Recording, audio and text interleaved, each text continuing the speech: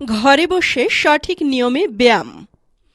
আমরা সবাই জানি যে সুস্থ সবল নিরোগ শরীরের জন্য ব্যায়াম অত্যন্ত উপকারী।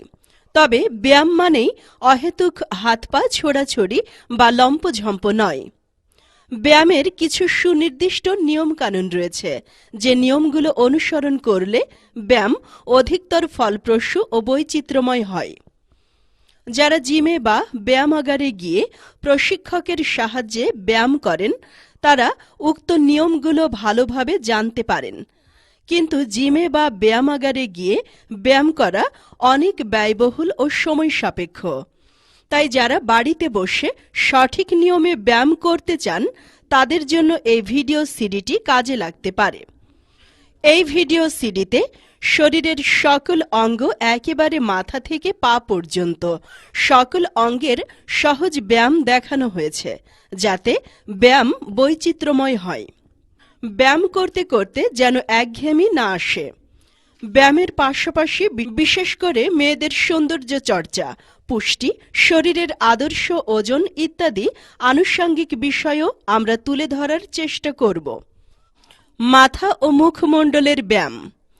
এই ব্যায়ামটি বিশেষ করে সৌন্দর্য পিপাসু রমণীদের জন্য, যারা মুখের পেশির টান টান ভাব ধরে রাখতে চান। দুই হাতের তর্জনী আঙ্গুলি এইভাবে করুন। চোখ বন্ধ করে চোখের পাতার উপরে ও নিচে এইভাবে ম্যাসাজ করুন। হাসি বা স্মাইলিং চেহারায় ধরে রেখে মাথা এইভাবে উত্তোলন করে আবার নিচের দিকে নামুন। এই ব্যায়ামটি কয়েকবারই যথেষ্ট। বেশি করলে গায়ে ব্যথা পাওয়ার সম্ভাবনা আছে। মুখমণ্ডলের আরেকটি সহজ ব্যায়াম রয়েছে, তা হল বড় আয়নার সামনে অন্তত 5 মিনিট দিনে একবার হলেও হাসতে চেষ্টা করা, অর্থাৎ জোর করে হলেও হাসির চেষ্টা। আরও একটি সহজ ব্যায়াম হল মুখ বাতাসে সম্পূর্ণ পূর্ণ করে 2 হাতের বৃদ্ধাঙ্গুলি ছাড়া বাকি আঙ্গুলি দিয়ে এইভাবে ম্যাসাজ করুন।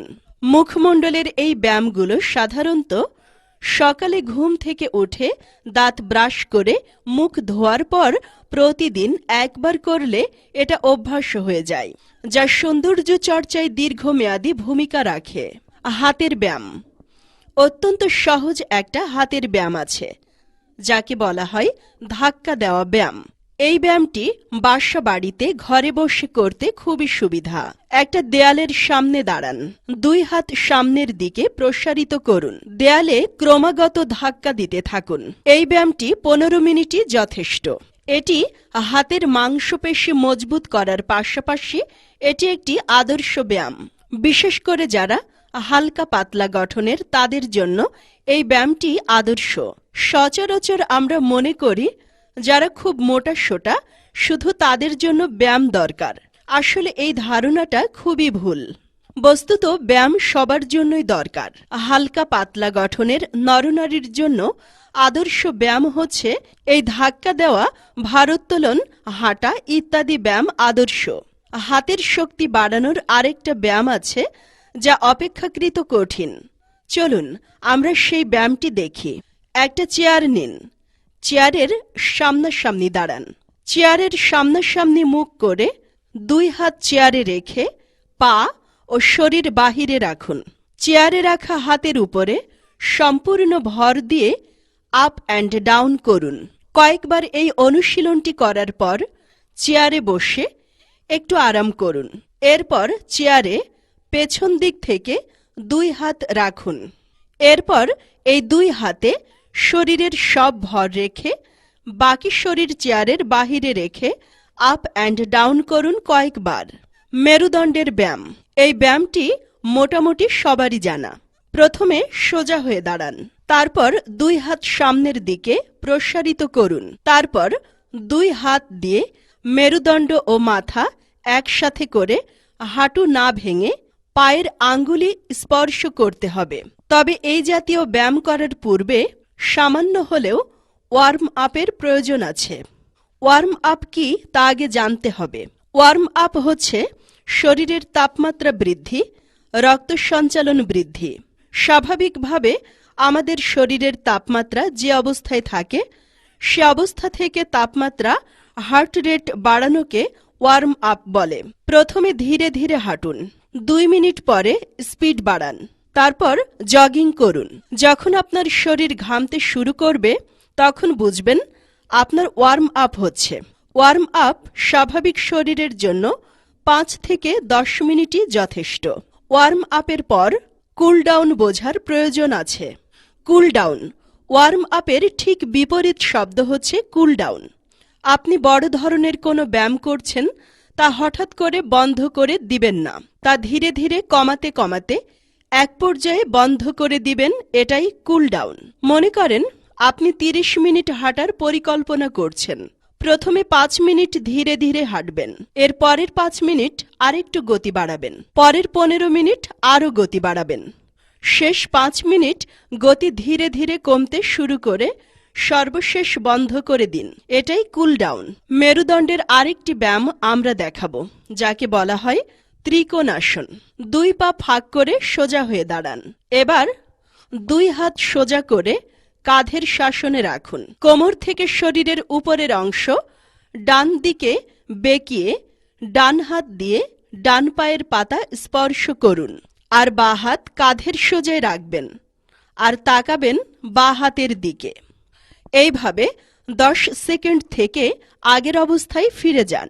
হাত নামিয়ে শরীরের পাশে রাখুন। একইভাবে বিপরীত দিকে করুন। প্রতিদিন 4-5 বারই এই ব্যায়াম যথেষ্ট। এই ব্যায়ামে শরীরের রক্ত চলাচল বাড়ে, মেরুদণ্ড নমনীয় হয়, শরীরের 2 পাশের মেদ কমাতেও সাহায্য করে। বুকের ব্যায়াম। সোজা হয়ে দেয়ালের সামনে দাঁড়ান। ডান হাত সোজা করে দেয়ালে হাত রাখুন, বাম হাত বুকে রাখুন। এবার বুক সহ পুরো শরীর সামনের দিকে পুশ আপ করুন কয়েকবার। এরপর দেয়ালে বাম হাত রেখে ডান হাত বুকে চেপে ধরে এবার বুক সহ পুরো শরীর দেয়ালের দিকে পুশ আপ করুন কয়েকবার। এরপর 2 হাতই দেয়ালে চেপে ধরে বুক সহ পুরো শরীর দেয়ালের দিকে পুশ আপ করুন কয়েকবার। বুকের আরেকটি ব্যায়াম আছে, যাকে আমরা অনেকে বুক ডন বলে থাকি। 2 পা হাঁটু গেড়ে বসুন।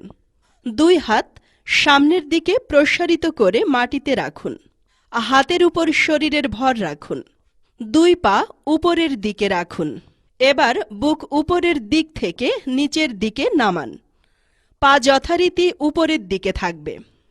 এরপর 2 পা সোজাসুজি রেখে কয়েকবার বুক উপর থেকে নিচে পুশ আপ করুন। এই ব্যায়ামটি একটু ঝুঁকিপূর্ণ ব্যায়াম। যারা মোটা প্রকৃতির এবং যাদের বয়স 40-এর উপরে, যাদের হৃদরোগ আছে, তারা এই ব্যায়াম না করাই ভালো। এই ব্যায়ামটি করার আগে ভালোভাবে ওয়ার্ম আপ করবেন এবং শেষের দিকে কুল ডাউন করবেন। বুকের আরেকটি ব্যায়াম এখন আমরা দেখাবো। হাঁটু গেড়ে বসুন। 2 হাত পেছন থেকে সামনের দিকে প্রসারিত করুন। 2 হাত পাখির ডানার মতো প্রসারিত করে বেশ কয়েকবার নাড়াচাড়া করুন। 2 হাত সামনের দিকে জোর করে আবার পাখির ডানার মতো প্রসারিত করুন। এভাবে কয়েকবার করুন। এবার সোজা দাঁড়িয়ে যান। 2 হাত সামান্য ওপরের দিকে তুলে ডানে বামে প্রসারিত করুন কয়েকবার। এরপর নিচের দিকে রেখে ডানে বামে প্রসারিত করুন। পেটের মেদ কমানোর ব্যায়াম। পেটের মেদ দেখতে বাজে দেখায়, এটি হৃদরোগ, টাইপ 2 ডায়াবেটিস ইত্যাদির ঝুঁকি বাড়ায়। পেটের মেদ কমাতে হলে অনেক চেষ্টা করতে হবে। পাশাপাশি জীবনযাত্রায় ব্যাপক পরিবর্তন আনতে হবে। ফাস্টফুড, ভাজা পোড়া, কোল্ড ড্রিঙ্কস, জুস ইত্যাদি পরিহার করতে হবে। দৈনন্দিন কাজকর্মে যত দূর সম্ভব শারীরিক পরিশ্রম করতে হবে। দুশ্চিন্তা পরিহার করতে হবে।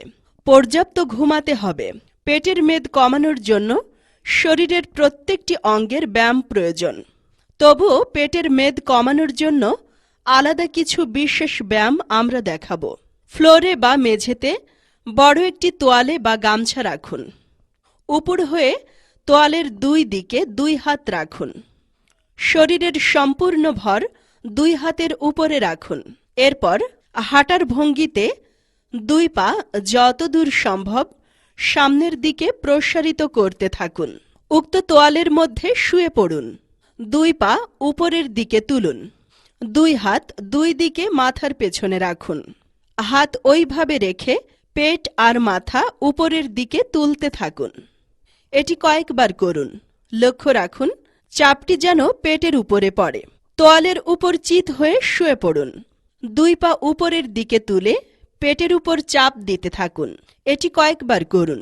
এরপর শোয়া অবস্থায় উপরের দিকে দুই পা তুলুন এবং দুই হাত দিয়ে পা স্পর্শ করার চেষ্টা করুন।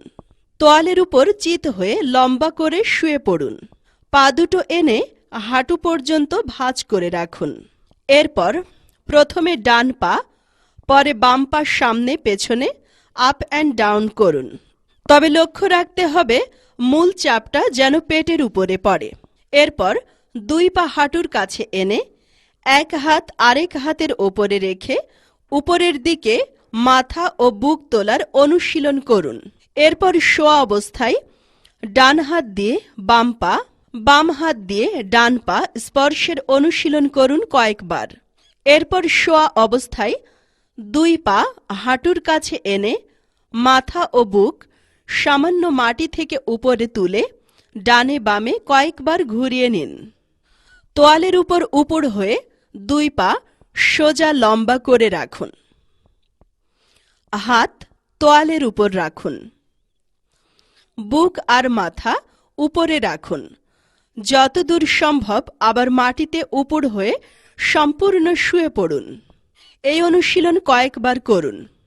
এরপর উপর হয়ে শোয়া অবস্থায় মাথা সামনের দিকে থাকবে আর হাত পেছনের দিকে এসে দুই পা গোড়ালিতে ভাঁজ করে হাত দিয়ে শক্ত করে ধরে সামনের দিকে টানতে হবে। এরপর চিত হয়ে শুয়ে দুই পা ভাঁজ করে বুকের কাছে যতদূর সম্ভব এনে সামনের দিকে চাপ দিতে হবে। কোমরের ব্যায়াম। দুই হাঁটু মেঝেতে রেখে তার উপর শরীরের ভর দিন। ডান হাঁটু মেঝেতে রেখে বাম পা লম্বা করে ছেড়ে দিন। দুই হাত পাখির ডানার মতো প্রসারিত করুন। ডানে আর বামে কয়েকবার পাখি ওড়ার মতো অনুশীলন করুন। এরপর বাম হাঁটু মেঝেতে রেখে ডান পা লম্বা করে ছেড়ে দিন। দুই হাত পাখির ডানার মতো প্রসারিত করুন। ডানে আর বামে কয়েকবার পাখি ওড়ার মতো করে অনুশীলন করুন। লম্বা করে চিত হয়ে শুয়ে পড়ুন। দুই পা হাঁটুর কাছে এনে ভাঁজ করে রাখুন। এরপর গোটা কোমর ও পেট একসাথে উপরের দিকে তোলার চেষ্টা করুন। এই অনুশীলনটি কয়েকবার করুন। এরপর একদিকে কাত হয়ে এক হাত মাথায় ভর দিয়ে আরেক হাত সামনে রাখুন। এরপর ডান পা সামনে পেছনে আপ অ্যান্ড ডাউন করুন বেশ কয়েকবার। একইভাবে বাম পাও অনুশীলন করুন। শিশুদের হামাগুড়ি দেওয়ার ভঙ্গিতে দুই হাতের উপর ভর রেখে প্রথমে ডান পা মাটিতে রেখে বাম পা সামনে পেছনে প্রসারিত করুন কয়েকবার। এরপর হাত আগের মতোই থাকবে। বাম পা মাটিতে রেখে ডান পা সামনে পেছনে প্রসারিত করুন। এরপর প্রার্থনার ভঙ্গিতে হাঁটু ভাঁজ করে মাথা সামনে রেখে দুই হাত যতদূর সামনে রাখা যায় ততদূর রেখে কিছুক্ষণ অনুশীলন করুন। উরু ও পায়ের ব্যায়াম। উরু ও পায়ে মাংস বেশি থাকলে যে কোনো লোককে বেশি মোটা দেখায়। তাই উরু ও পায়ের মেদ কমানো অপরিহার্য, বিশেষ করে সৌন্দর্য পিপাসু মহিলাদের জন্য। আমরা কোমরের যে ব্যায়ামগুলো দেখিয়েছি সেগুলোতেই উরু ও পায়ের ব্যায়ামের কাজ অনেকাংশে হয়ে যায়। তবুও আমরা আলাদা করে কিছু উরু ও পায়ের ব্যায়াম দেখাবো। উরুর জন্য সবচেয়ে পরিচিত একটা ব্যায়াম আছে, তা হলো অদৃশ্য চেয়ারে বসা। দুই পায়ের মাঝখানে পর্যাপ্ত জায়গা রেখে দাঁড়ান। এরপর কল্পনা করুন পেছনে একটা অদৃশ্য চেয়ারে বসার চেষ্টা করুন, কিন্তু বসবেন না। দুই হাত সামনের দিকে টান টান রেখে কয়েকবার অনুশীলন করুন। উরু ও পায়ের আরেকটি সহজ ব্যায়াম আছে, তা হলো দুই পা ফাঁক করে দাঁড়ান। বাম পায়ে হালকা ভর দিয়ে ডান পা যতদূর সম্ভব ঘোরাতে থাকুন। এরপর ডান পায়ে হালকা ভর দিয়ে বাম পা ঘোরাতে থাকুন। এই অনুশীলনটি কয়েকবার করুন। সিঁড়ি বেয়ে ওপরে নিচে ওঠানামা করুন।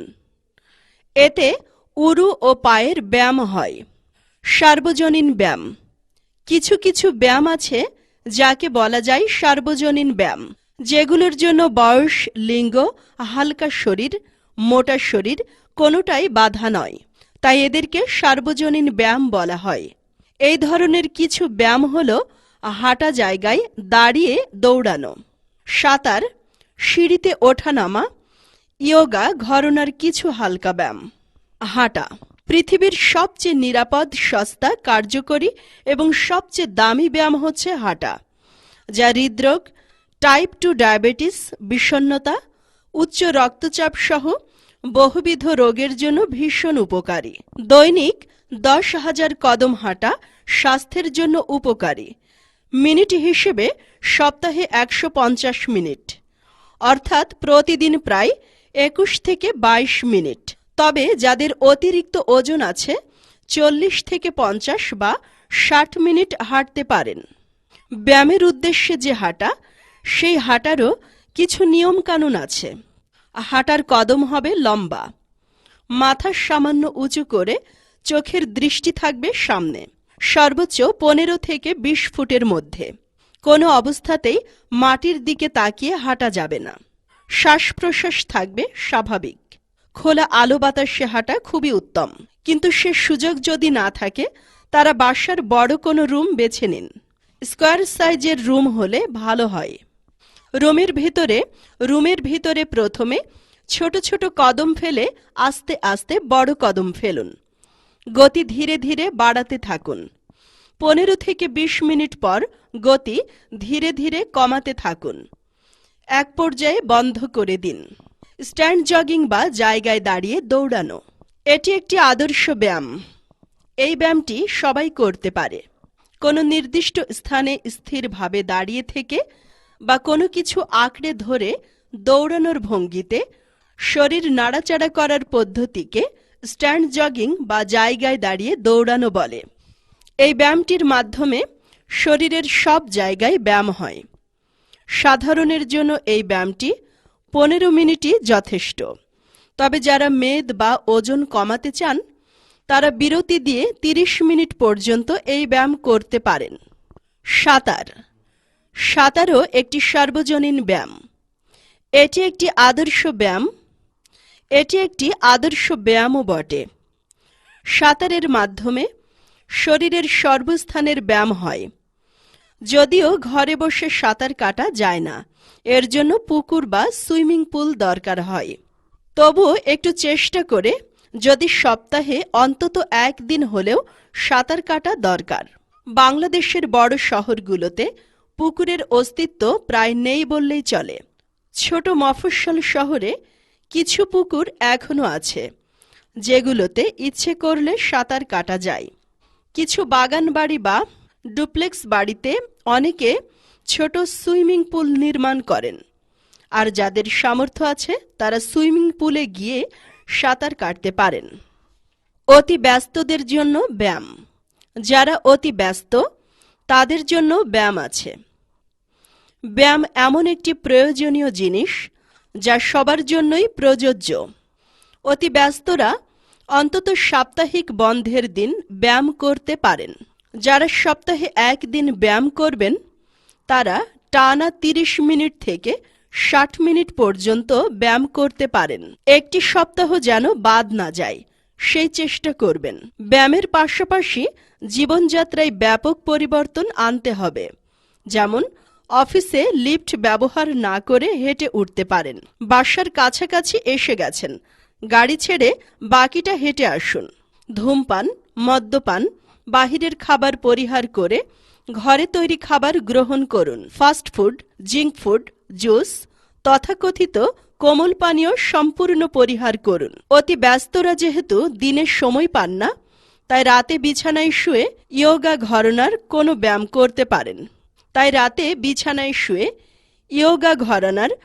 ব্যায়াম করতে পারেন। সেরকম একটা ব্যায়াম এখন আমরা দেখাবো। লম্বা করে চিত হয়ে শুয়ে পড়ুন। বালিশ মাথায় না রেখে ঘাড়ে রাখুন।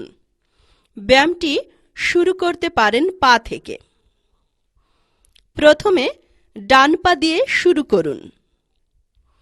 পায়ের পাতার আঙ্গুলি যথাসম্ভব সামনের দিকে বাঁক করে টান টান করে কিছুক্ষণ ধরে রেখে ছেড়ে দিন। কিছুক্ষণ আরাম অনুভব করুন। এবার পায়ের গোড়ালি থেকে হাঁটুর সন্ধিস্থল বা গোড়ালি পর্যন্ত টান টান করে কিছুক্ষণ ধরে রেখে ছেড়ে দিন। কিছুক্ষণ আরাম অনুভব করুন। এবার হাঁটুর গোড়ালি থেকে কোমরের সন্ধিস্থল পর্যন্ত পুরো উরু টান টান করে কিছুক্ষণ ধরে রেখে ছেড়ে দিন। কিছুক্ষণ আরাম অনুভব করুন। এবার বাম পা একইভাবে করুন। এরপর পাকস্থলী বা পেট বাতাস দিয়ে সম্পূর্ণ প্রসারিত করে কিছুক্ষণ ধরে রেখে ছেড়ে দিন। কিছুক্ষণ আরাম অনুভব করুন। এরপর বুক বাতাস দিয়ে সম্পূর্ণ প্রসারিত করে কিছুক্ষণ ধরে রেখে ছেড়ে দিন। কিছুক্ষণ আরাম অনুভব করুন। এরপর ডান হাতের অঙ্গুলিগুলো মুষ্টিবদ্ধ করে কিছুক্ষণ ধরে রেখে ছেড়ে দিন। কিছুক্ষণ আরাম অনুভব করুন। এবার মুখ দিয়ে বাতাস পূর্ণ করে কিছুক্ষণ ধরে রেখে ছেড়ে দিয়ে আরাম অনুভব করুন। এরপর পুরো মাথা যথাসম্ভব টান টান করে ধরে রেখে ছেড়ে দিন। এরপর আরাম অনুভব করুন। খাদ্য ও ব্যায়াম। ব্যায়ামের পাশাপাশি খাদ্যের দিকে নজর দেওয়া জরুরি।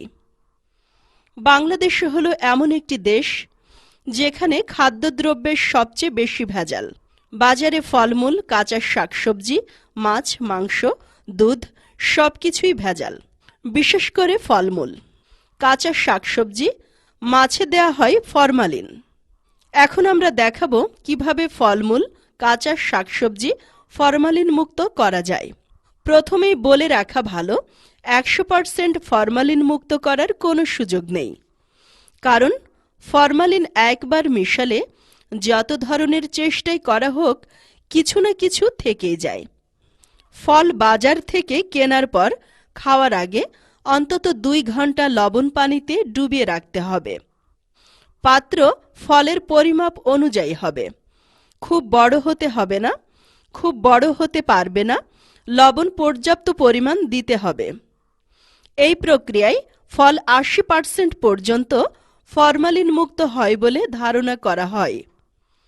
কাঁচা শাকসবজি 2 ঘন্টা পর্যন্ত লবণ পানিতে ডুবিয়ে রাখার সুযোগ নেই, কারণ এতে শাকসবজি নষ্ট হয়ে যাবে।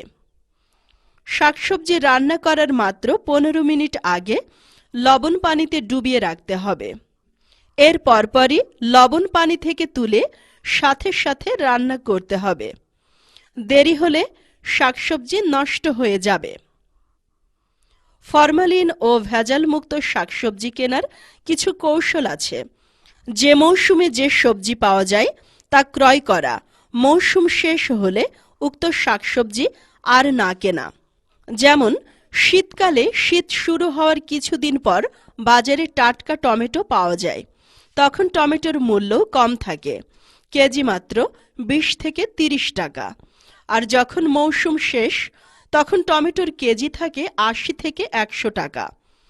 যখন 20 থেকে 30 টাকা কেজি, তখন ব্যবসায়ীরা ফরমালিন বা অন্য কোনো রাসায়নিক সাধারণত মেশায় না। আর যখন 80 থেকে 100 টাকা কেজি, তখন ফরমালিন থাকে প্রায় শতভাগ। কাজেই যখন যে ফল বা সবজির মৌসুম আর দাম যখন কম, তখনই কেবল উক্ত ফল বা সবজি কিনতে হবে। আরও কিছু কৌশল আছে, যেমন প্রাকৃতিকভাবে কোনো ফল যখন পাকে তা পুরোপুরি হলুদ বা লাল বর্ণের হয় না। যেমন প্রাকৃতিকভাবে যখন ফল আরও কিছু কৌশল আছে, যেমন প্রাকৃতিকভাবে কোনো ফল যখন পাকে তা পুরোপুরি হলুদ বা লাল বর্ণ হয় না, কিছুটা কাঁচা কিছুটা পাকা থাকে। কিন্তু ফরমালিন বা কার্বলিক অ্যাসিড বা অন্য কোনো রাসায়নিক মেশানোর ফলে পুরোপুরি পেকে গাঢ় হলুদ বর্ণ বা লাল বর্ণ ধারণ করে। কাজেই এরকম ফল কেনা পরিহার করতে হবে। বড় মাছে ফরমালিন দেওয়ার প্রবণতা বেশি, বিশেষ করে 5 থেকে 10 কেজির মাছ। কাজেই বেশি বড় মাছ না কেনাই ভালো। তবে বরফের সংরক্ষিত মাছ কিন্তু অত খারাপ নয়, কারণ বরফ প্রাকৃতিক উপাদান। বরফে মাছের কোষ এমনভাবে বন্ধ হয় যে ব্যাকটেরিয়া সাধারণত প্রবেশ করতে পারে না। কাজেই বড় মাছ কিনলে ফরমালিন দেয়া মাছ না কিনে বরফে সংরক্ষিত মাছ কেনা অত্যন্ত মন্দের ভালো। তবে বড় মাছ থেকে ছোট মাছ স্বাস্থ্যের জন্য বেশি উপকারী। যাদের বয়স 40-এর উপরে, তারা খাদ্য গ্রহণে ও জীবনযাত্রায় পরিবর্তন আনতে হবে। মাংস কম খেয়ে মাংসের পরিবর্তে মাছ খেতে পারেন। গরুর মাংসের পরিবর্তে দেশি মুরগির মাংস খেতে পারেন। শাকসবজি, ফলমূল যাতে একদিনও বাদ না যায় সেদিকে খেয়াল রাখবেন। রঙিন শাকসবজি বেশি করে কিনবেন। যে কোনো তরকারিতে রসুন বেশি দিবেন, কারণ রসুন রোগ প্রতিরোধ ক্ষমতা বাড়ায়। কাঁচা রসুন খেতে পারেন প্রতিদিন। রসুন দিয়ে ভর্তা তৈরি করেও খেতে পারেন। রসুন দিয়ে আচারও তৈরি করা যায়। মাছ, মাংস ছাড়া প্রাকৃতিক প্রোটিন যেমন ডাল, সিমের বিচি ইত্যাদির মাধ্যমে আমিষের চাহিদা পূরণ করুন। 3 বেলা ভাত খাওয়া মোটেই কোনো স্বাস্থ্যকর জিনিস নয়। ভাত অন্তত 2 বেলায় নিয়ে আসুন। ভাত খাওয়ার মাঝে কিছুক্ষণ পর পর পানি খাওয়া অত্যন্ত খারাপ অভ্যাস। খাওয়ার অন্তত 1 ঘন্টা আগে ও পরে পানি খাবেন না।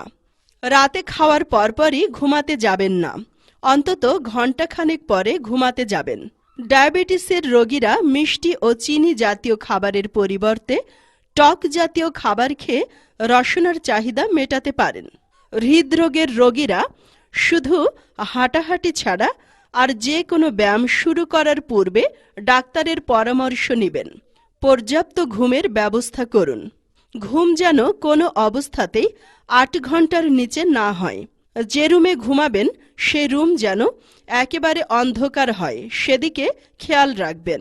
কোনো অবস্থাতেই ডিম লাইট দিয়ে ঘুমাবেন না, কারণ এতে ঘুমের গভীরতা নষ্ট হয়। অনেক সময় রাস্তার লাইট পোস্টের আলো জানালা দিয়ে প্রবেশ করে, সেরকম আলো বন্ধ করবেন। রাত জেগে কোনো কাজ করবেন না। নিয়মিত নামাজ পড়ুন, কারণ এটি অন্যতম ব্যায়ামও বটে। পরিষ্কার পরিচ্ছন্ন থাকুন।